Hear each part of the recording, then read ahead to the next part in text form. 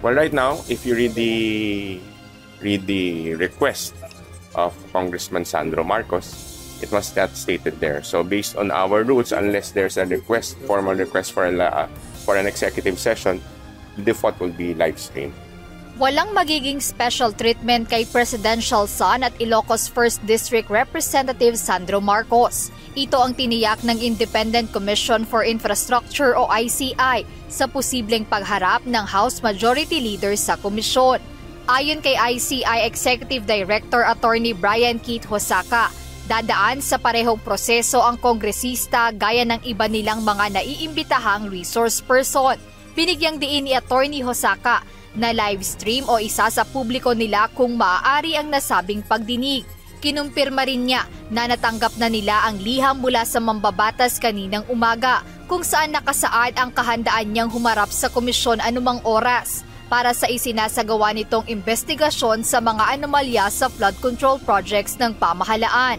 Ang hakbang ng mambabatas ay kasunod ng pagdawit sa kanya ng nagbitiw na kongresistang si Zaldico, dating House Appropriations Panel Chairperson. Ngunit nilinaw ni Attorney Hosaka o ng ICI na ang magiging imbitasyon sa Presidential Son ay walang kinalaman sa mga naging pahayag ni former Ako Bicol Party List Representative Ko.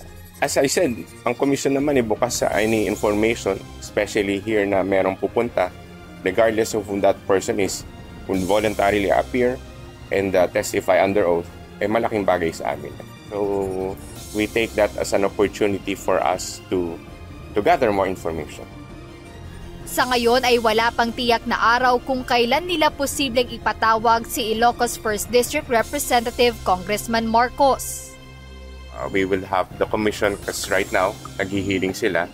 They would have to convene and decide on when the congressman will be available or for a hearing.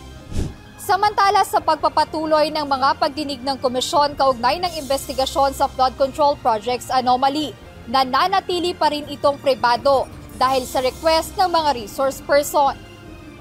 Humarap ngayong araw sa ICI sina Quezon City 6th District Representative Marivic Copilar at QC 5th District Representative Patrick Michael Vargas. Kapwa tumanggi ang dalawa na magpaunlak ng panayam sa media ngunit sa inilabas na statement ni Congressman Vargas. Sinabi nito na voluntaryo siyang nagpunta sa ICI upang ipaglaban ang katotohanan.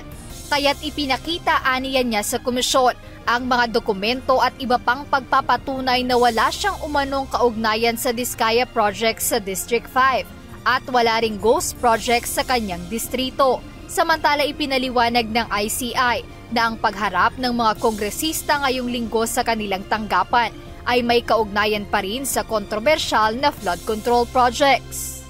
I cannot share with you the details because these were all in executive session. So, but basically this has something to do with what our ongoing investigation on the flood control projects, kung paano ito na-fund, how the budget process is being conducted.